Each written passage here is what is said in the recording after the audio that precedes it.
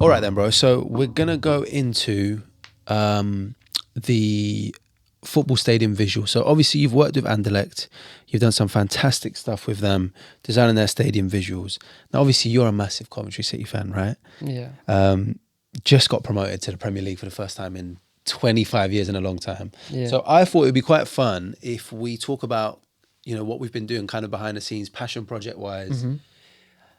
The current Coventry City Stadium visuals, if you was to redesign them to get to like a Premier League standard of stadium visuals, what would you do? What would be something that you'd do? Well, first I would add more kind of style to the animations. Well, at the moment, the visuals that Coventry have, they're kind of basic. Okay. So they use some video of like players celebrating, and then they just have like some text on the top in some like shaking about. Or Right. obviously, I'm not like trying to. We're not trying to cause offence. Yeah, I'm not trying to be like that's shit. But you feel like there's room for Yeah, I feel like they can level up. Yeah. And they can level up with my guidance. So I think so. Let me see what you've put together. so We'll put this on the is what screen. I've put together so far. I like that. Oh, the ending's nice. The circular. Ooh, Sims number 9. Yeah, That's cool. that's what I've worked on so far. And I'm Has gonna anyone seen this? no, just you, Damn. because yeah. But I feel like this is very Cov-like. Yeah. The gradients and like the animation, it just feels right. Let me have a look at it. And do you know who's the current guy that designs stadium visuals? Do you know? What for Coventry? Yeah. They don't really have a person that does visuals. Right. Yeah, these are solid. And how much of the Anderlecht framework have you used for this, would you say? None. None. I mean, I'm using effects that maybe I have used within Anderlecht, Right. but I gave it a whole different kind of like identity, Yeah. especially for the colors, like the gradients. I'm not I do see the Anderlecht stuff that I do, and I'm like, how can I do something different from that? Because Here with the blue, the squares that is that Yeah. the kind of nod to two-tone? That feels like two-tones, obviously Yeah. the black and, is that what you've done there? yeah, and well, they do a lot of stuff with checkers as well. Checkers, okay. So, yeah, I always follow their like social media stuff, I like and that. they like to use a lot of checkers. So I feel like it works within the design. That's smart. So Yeah. I think this would be really good for us to show Coventry. Yeah, Show them either on Insta, either on X, either somewhere. And I think this would be fantastic to show. I mean, that'd be a dream come true for you, man. Just designing for yeah. your hometown club. It's amazing. Have you designed any others, or you've just done the... I'm gonna work on some more. You've done Had You Right there, have you? Huh? Have you done Had No, You Right? I haven't done Had You Right. Oh, okay. It looks amazing. I think the images, because I can only work with what I've got really. Yeah. So like the image of Sims, it was like fit for it because the other ones were cut on the side, Oh, okay. all that kind of thing. So I Yeah. just had to work with what I got. He did score a hat trick at the weekend. He did. Yeah. But I feel like, yeah, this is a good base to work from. Yeah, that's when you should have posted it, Sims Yeah. just scored a hat trick. That's another thing as well that even we could show the players, like, hey, listen, like, this is, what do you think Yeah. to this? I should have actually done that, yeah. You should have. Maybe next season when they're scoring goals, then Bang. I'll just keep on posting them. Yeah. Well, I think it would be very good to even get in touch with them over the summer period. Let them obviously celebrate and whatever, but I do feel like it's quite fitting, to be honest, to go to the, as soon as they get promoted, they get into the Premier League. It's quite fitting to have, better live stadium visuals. Yeah. Because I feel like a lot of teams that come up, they don't really, a lot of teams, I don't think they think about it. No. They just think it's one of those things. It's whatever. When you score, you score. It's our last of our worries, right?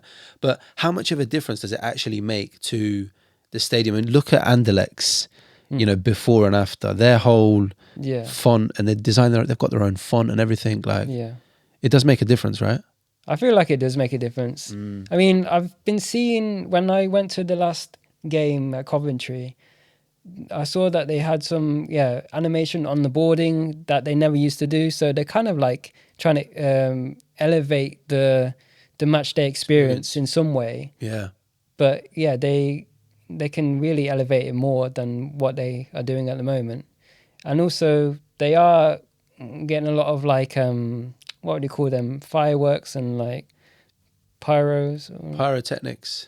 No, The I like don't the know. tifo. I saw Arsenal's one the other day where the fans basically hold up like a big picture. Yeah. Is it like that kind of stuff? No, I think. Do you know when they come out and then you've got all the like Fireworks. flames and Yeah, all that kind of thing? They're trying to level it up in that way. Yeah. So also they've leveled up their kind of like videography and the way it looks. So yeah, it's only right that they level up the visuals as well. 100%. I think so as well. And I think as well, you want to make that CBS arena, you want to make that stadium a fortress in next year. Because again, everyone says, oh, when teams go up, they're going to go straight back down a lot of the time if they don't have the funding or whatever. But you don't know. They could come up and, Leicester came up and the next season they won the Premier League. I'm not saying that's going to be Cov, but there's also that to think about, that you could make that a fortress. And as well, when you've got certain visuals or, that tie in with the atmosphere, it brings everyone together. It makes people feel, that they're part of something bigger than just the 11 men on the pitch.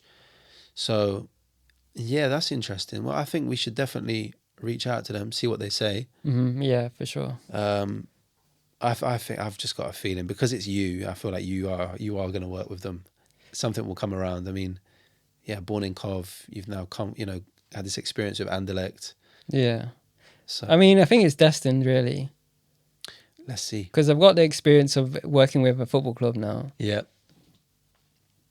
And I did see that they've got like design roles, so they must be like needing some support. Oh, some really? way. So they've actually got roles going, yeah. But it's not something that I would be like, oh yeah, I'm going to work full time at Yeah. Coventry City. Because that's another thing, is that you like to go, I'll do a bit of music, then I'll do a bit of, the DJ visuals. I like working with loads of different things, like loads of different companies, loads of different people. Yeah.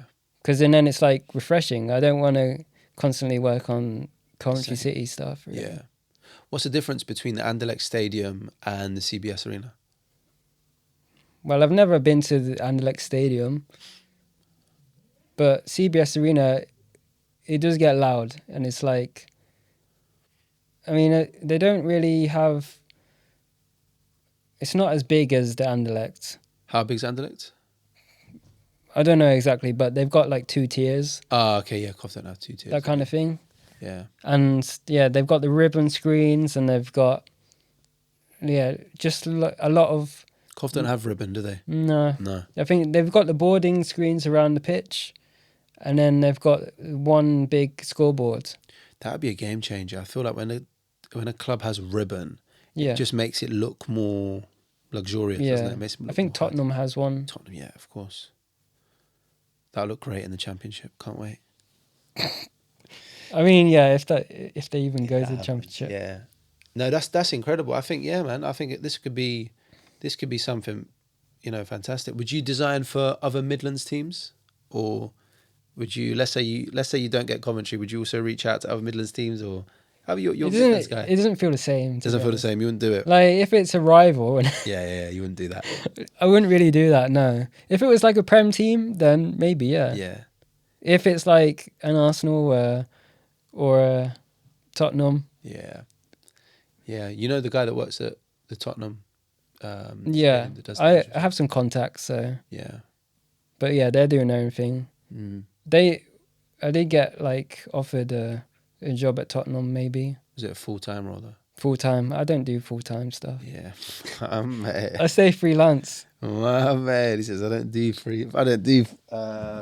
I like that though, man. I like that. It's good. Is there let's just quickly talk on this. Is there benefit to having your own flexibility? I mean, you just come back from Philippines. What's that been like, working over there and doing your own thing like that way? It's definitely something that you have to. The time aspect of things is different, and it's like I could be working these hours, but and then I'll be working another hour, like few hours after that. So I feel like because I'm over there and I'm working loads of different time zones, I'm working a lot more. Right. So you I feel like feel you're like I'm working more than... working way more. Yeah, Damn. like especially in the week, because well, the weekends I'm not doing any work, but the weeks I felt like I was working way more hours than I normally do here. Yeah. I think it's because I wake up and then on my mind is like design for like the whole day, to be honest. Especially with the projects I'm on at the moment. I feel like it's good to have that many hours in the day to actually work, but it's not healthy at the same time. Yeah, no, there's got to be a balance. Would you do it again then, working abroad, Yeah. remotely? Yeah. You would? I mean, I kind of like, I'm always been that person that works so much. Yeah. So I don't actually mind working that many hours, especially if the projects are good. Yeah. And yeah, I can kind of just like dedicate a few hours to like doing my own thing, and then I can dedicate the others to like doing actual client work. So yeah, it's just getting the balance of like timings right when you're there. But traveling and seeing like all the different places, You like that? It's been like amazing. Yeah. And yeah, I feel like the food there is 10/10. I think it's way better than UK, to be honest. It's kind of like fresh. Don't, you're making Like me when you go to like countryside areas and you're eating fresh fish and you're just like eating good stuff, really. Yeah. It's more organic, it's more natural, it feels more tied to the earth, as opposed to, it's much more processed over here, man. Like I feel like when I came, I've already been back like a few days and my stomach is not like agreeing with it. Especially if you spent 3 weeks out there eating like whole foods and these kind of things. It's definitely different, bro, for sure. Yeah. Yeah. So the football clubs, you're positive about that. You feel like this is going to be something that you'd want to keep doing. Yeah, for sure. That's amazing. I mean, yeah, I've got the experience of doing Anderlecht, and if a football club hit me up and they were like, "Oh, we need some direction in terms of like visuals for next season," or because I feel like some clubs they do like seasonal things and they're always changing, whereas I feel like Anderlecht they don't always want to be changing. Yeah. And with Anderlecht, obviously that was a 4-month project. Was you having regular calls? Like, how was that working? I'm just thinking if football clubs watching right now, well, how does that work? Were you doing calls with them regularly, once a week? What was it? It wasn't so like strict on when we were having calls, but we were having calls and like check-ins every like 2 weeks or like 3 weeks. And on the calls, what would you go over?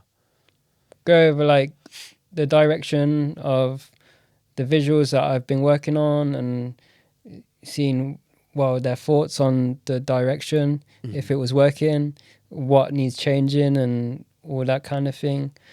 And then I'd go back and start working on some new ideas and like how we can change it in a way that makes it work for the club. Yeah.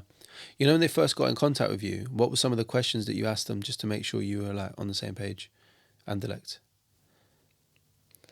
What questions? Yeah, so like they hop on the call and they're like, okay, cool, we want you to design our stadium visuals, or we want you to, contribute to it.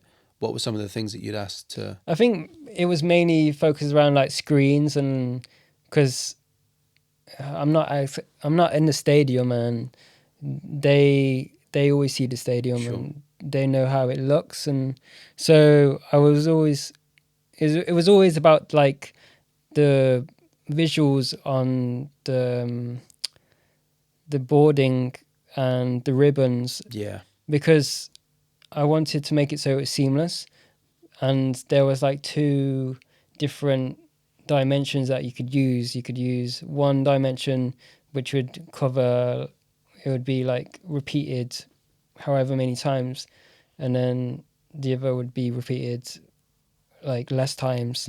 So if you had a bigger size and you had less text, then it would be more like it would be cleaner and less kind of in your face. Yeah. If you get what I mean. No, I get you. I think it's good to go into the technicalities, because people at home will also be watching this and thinking, okay, like, you know, what's the kind of process there? It's also like the spacing between each visual, because spacing has to be like perfect, so you can see the balance of it all. Because if you don't have the right spacing, then you can see it quite clearly. Yeah. I mean, it all flowed seamlessly when I saw it, and I've seen those videos. How happy were they with the final, you know, the final stuff that you've done for them? And I think they're really happy with it. Yeah. Yeah. I mean, I've seen some stuff that they've been posting recently with like the player ID on the scoreboards. Yeah. That looked sick. With Thorgan Hazard. Yeah. A couple of other lads. I mean, yeah, I think because this the motion system is templated. So Kyle Green, my mate, he worked on the template inside of things to make it so that it works fluidly and they can just add new players in when they want.